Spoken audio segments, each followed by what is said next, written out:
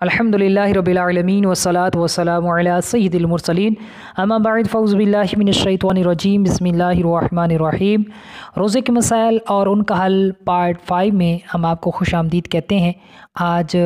कुछ अहम तरीन मसाइल और कुछ जदीद मसाइल लेकर हम आए हैं। इनको ख़ुद तवज्जो से सुने और ज़्यादा से ज़्यादा आगे इनको शेयर करें। सबसे पहला सवाल कि शुगर का मरीज़ अगर रोज़े की हालत में इंसुलिन ले ले तो इसके रोज़े का क्या हुक्म होगा।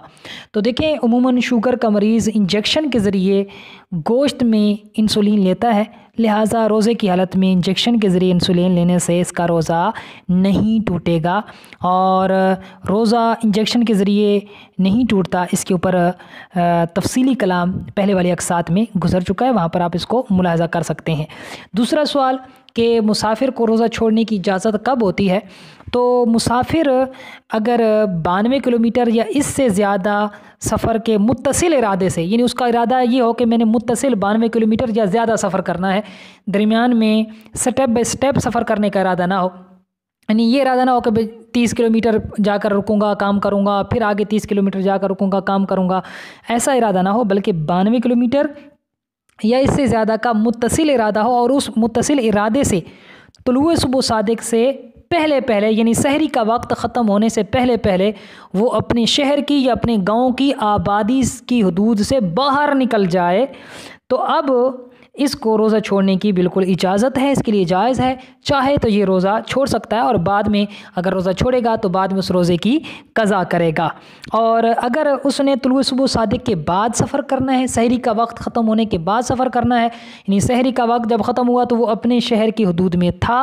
अब इसको रोज़ा छोड़ने की इजाज़त नहीं है। मिसाल के तौर पर इसने सुबह 8 बजे से सफ़र करना है, तो अब इसके लिए ये जो 8 बजे का सफ़र करना है, ये रोज़ा छोड़ने का उज़र नहीं है, ये रोज़ा नहीं छोड़ सकता। अगर छोड़ेगा ऐसी सूरत में गुनहगार होगा। अब रही ये बात कि मुसाफिर के लिए रोज़ा छोड़ना बेहतर है या नहीं है, तो जिस सूरत में मुसाफिर को रोज़ा छोड़ने की इजाज़त है, अगर इस सूरत में मुसाफिर रोज़ा रखता है और रोज़ा रखने से ना इसको नुकसान का अंदेशा है ना इसके साथियों को नुकसान का अंदेशा है, तो फिर ऐसी सूरत में इस मुसाफिर के लिए रोज़ा रखना सफ़र में बेहतर है। और अगर मुसाफिर को सफ़र में रोज़ा रखने की वजह से या उसके साथियों को, जो साथ वाले हैं, उनको नुकसान पहुँचे, तो फिर इसके लिए रोज़ा ना रखना बेहतर है। इसके लिए बेहतर है कि फिर रोज़ा ना रखे और रुख्सत पर अमल करे। तीसरा सवाल कि मरीज़ जो होता है बीमार, उसको कब रोज़ा छोड़ने की इजाज़त होती है। तो मरीज़ को रोज़ा अगर रखने की वजह से बीमारी बढ़ जाने का ज़न गालिब हो या देर से सेहतमंद होने का, तंदुरुस्त होने का ज़न गालिब हो, तो उसको इजाज़त है कि वो रोज़ा ना रखे और बाद में उस रोज़े की क़ज़ा कर ले। और यही हुक्म बेईने ही उस तंदुरुस्त आदमी का है कि जिसको रोज़ा रखने की वजह से बीमार पड़ जाने का ज़न गालिब हो, तो फिर उसके लिए भी इजाज़त है कि वो रोज़ा छोड़ सकता है, जैसा कि रद्दुल मुख्तार अला दुर्र मुख्तार किताब सोम जिल्द सोम के अंदर ये मसला मौजूद है। और ज़न गालिब कहते हैं कि किसी चीज़ के बारे में अगर बंदे को 50% ये है कि, मिसाल के तौर पर एक शख्स है, उसको लगता है कि मैं 50% ये है कि रोज़ा रखूँगा तो बीमार हो जाऊँगा, 50% है कि बीमार नहीं होगा, तो ये है शक, बराबर बराबर है, दोनों साइडें दोनों तरफें बराबर हैं, तो ये शक है। शक की सूरत में रोज़ा नहीं छोड़ सकते। ज़न गालिब हो 75% इसका ये गुमान है, मिसाल के तौर पर कि मुझे रोज़ा रखने की वजह से बीमारी मेरी बढ़ जाएगी या मैं बीमार हो जाऊंगा, और 25% ऐसा है कि नहीं होऊंगा, तो फिर ये ज़न गालिब है, अब यहाँ पर ये रोज़ा छोड़ सकता है। अगला सवाल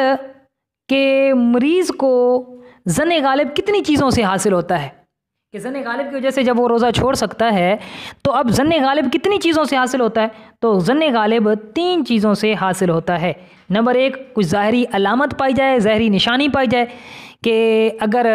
मैं रोज़ा रखता हूँ तो मुझे नुकसान पहुंचेगा, बीमार हो जाऊंगा या मेरी बीमारी बढ़ जाएगी, उसकी कोई ज़ाहरी अलामत ऐसी पाई जाती है, निशानी पाई जाती है, तो अब इस ज़ाहरी निशानी की वजह से भी इसको ज़न गालिब हासिल हो जाएगा। दूसरी चीज़ कि उसका अपना ज़ाती तजर्बा है कि जब भी उसकी इस तरह की कंडीशन होती है, हालत होती है, और वो इसमें रोज़ा रखता है तो वो बीमार पड़ जाता है या उसकी बीमारी तवील हो जाती है, देर से अच्छा होता है, तो अब ये इसका अपना ज़ाती तजर्बा आ गया, तो ज़ाती तजर्बे से भी इसको ज़न गालिब गालिब हासिल हो जाएगा और फिर इसके लिए रोज़ा छोड़ना जायज़ हो जाएगा। और तीसरी सूरत ये है कि कोई माहिर तजर्बाकार डॉक्टर इसको बता दे कि अगर आप रोज़ा रखते हैं तो आपको नुकसान पहुंचने का अंदेशा है, तो अब ये रोज़ा छोड़ सकता है। तो ये मरीज़ को 3 चीज़ों से ज़न गालिब हासिल होगा, कोई ज़ाहरी निशानी पाई जाए, कोई उसका अपना ज़ाती तजर्बा हो, या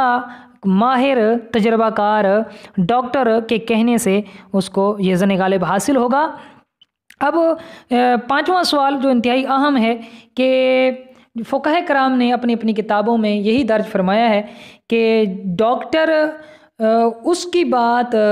मोतबर समझी जाएगी, उस डॉक्टर की बात मोतबर समझी जाएगी कि जो डॉक्टर गैर फासिक हो और मुसलमान हो, काफिर ना हो। अब सवाल ये होता है कि फ़ी ज़माना चूँकि मुसलमान गैर फासिक माहिर डॉक्टर का मिलना बहुत मुश्किल है, ज़्यादातर जो तादाद होती है वो फुसाक फासिक डॉक्टरों की होती है या वो काफिर डॉक्टर भी होते हैं। तो अब ऐसी सूरत में क्या हुक्म है? क्या अगर कोई काफिर डॉक्टर या फासिक डॉक्टर अगर रोज़ा छोड़ने का कह देता है तो क्या रोज़ा छोड़ना जायज़ हो जाएगा और इससे ज़न गालिब हासिल हो जाएगा?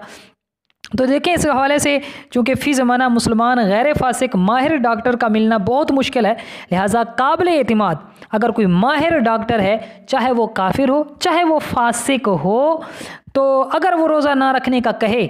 और मरीज़ का अपना दिल भी मुतमईन अच्छी तरह हो जाए कि डॉक्टर जो है ये दुरुस्त कह रहा है, वाकई अगर मैं रखूँगा तो मेरे लिए नुकसानदेह होगा, तो फिर ऐसे काफिर या फासिक माहिर डॉक्टर के कहने पर मरीज़ रोज़ा छोड़ सकता है। अलबत्ता बेहतर यही है कि ऐसी सूरत में एक से ज़ायद डॉक्टरों से ये मशवरा कर ले। छठा सवाल कि क्या हामिला औरत रोज़ा रख सकती है, उसके लिए रखना ज़रूरी है? तो देखें, अगर हामिला औरत को अपनी जान या अपने बच्चे की जान जाने का सही दुरुस्त अंदेशा हो तो उसके लिए इजाज़त है कि वो रोज़ा छोड़ दे और बाद में इन रोज़ों की कज़ा करे। 7वां सवाल कि दूध पिलाने वाली औरत के लिए रोज़ा रखने का क्या हुक्म है? तो देखें, बिल्कुल हामिला औरत की तरह इसके लिए भी यही ऑप्शन है, यही इख्तियार है कि अगर दूध पिलाने वाली औरत को अपनी जान या बच्चे की जान के जाने का सही अंदेशा हो तो इसको इजाज़त है कि ये रोज़ा न रखे और बाद में इन रोज़ों की कज़ा रखे। और दूध पिलाने में ये बात बराबर है कि वो चाहे अपने बच्चे को दूध पिला रही हो या किसी और के बच्चे को दूध पिला रही हो, और अगर किसी और के बच्चे को दूध पिला रही है तो चाहे वो उजरत में पिला रही है या फ्री में पिला रही है, बहर सूरत उसको ये रुख्सत हासिल होगी। 8वां सवाल ये होता है कि क्या बेहोशी से रोज़ा टूट जाता है? तो देखें, बेहोश होने से रोज़ा बिल्कुल नहीं टूटता, चाहे वो खुद ब खुद कोई बेहोश हो जाए या उसको इंजेक्शन के ज़रिए बेहोश किया जाए। अलबत्ता अगर नाक के अंदर गैस दाखिल करके या मुंह के रास्ते से कोई गैस दाखिल करके किसी मरीज़ को बेहोश किया जाए तो ज़रूर इससे रोज़ा टूट जाएगा और बाद में इस रोज़े की कज़ा भी लाजिम हो जाएगी। 9वां सवाल ये है कि रोज़े की हालत में इंडोस्कोपी का क्या हुक्म है? तो रोज़े की हालत में इंडोस्कोपी करवाने से रोज़ा टूट जाता है, क्योंकि इंडोस्कोपी के अंदर एक पाइप पर ज़ाइलोकीन वगैरह लिक्विड माए लगाकर मुंह के रास्ते से इसको मैदे में दाखिल किया जाता है, लिहाजा इस वजह से भी रोज़ा टूट जाएगा। 10वां और आखिरी सवाल जिसको आज हमने ज़ेर बहस लाना है वो ये है कि रोज़े की हालत में मर्द की पेशाब की नाली में कैथेड यानी एक इलाज का आला होता है, अगर वो दाखिल किया जाए तो उसका क्या हुक्म है? तो देखें, रोज़े की हालत में अगर मर्द की पेशाब की नाली में इस तरह का आला अगर दाखिल किया जाता है तो इससे रोज़ा नहीं टूटेगा, क्योंकि पेशाब की नाली के ज़रिए जो दवा अंदर दाखिल होती है वो ज़्यादा से ज़्यादा मसाने तक पहुँचेगी, और मसाने और मैदे के दरमियान चूँकि कोई मनफस कोई वाज़े सुराख नहीं है तो लिहाजा इससे रोज़ा नहीं टूटेगा। चूँकि उसूल है कि जब दवा किसी मनफस के ज़रिए इंसान के अंदर जाती है, यानी वाज़े सुराख के साथ अंदर जाती है, जैसा कि मैंने पहले बताया था कि 4 मनफस हैं,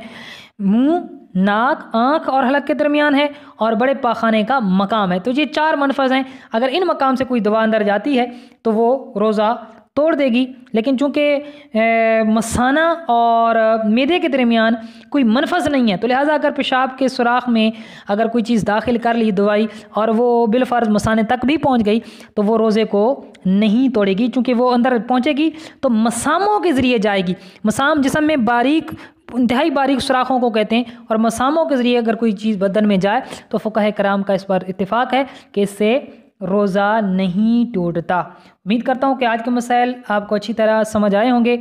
तो आप इनको भी अच्छी तरह ख़ुद भी सुने, तवज्जो के साथ याद करने की कोशिश करें और आगे भी ज़्यादा से ज़्यादा शेयर करें। हमारा चैनल सब्सक्राइब करें, बेल आइकन के बटन को प्रेस करें ताकि हमारी नई आने वाली अपलोड होने वाली वीडियो बर वक्त उसका नोटिफिकेशन आप तक पहुंच सके। वल्लाहु अअलम व रसूलुहु अअलम अज़्ज़ा व जल व सल्लल्लाहु अलैहि व आलिहि।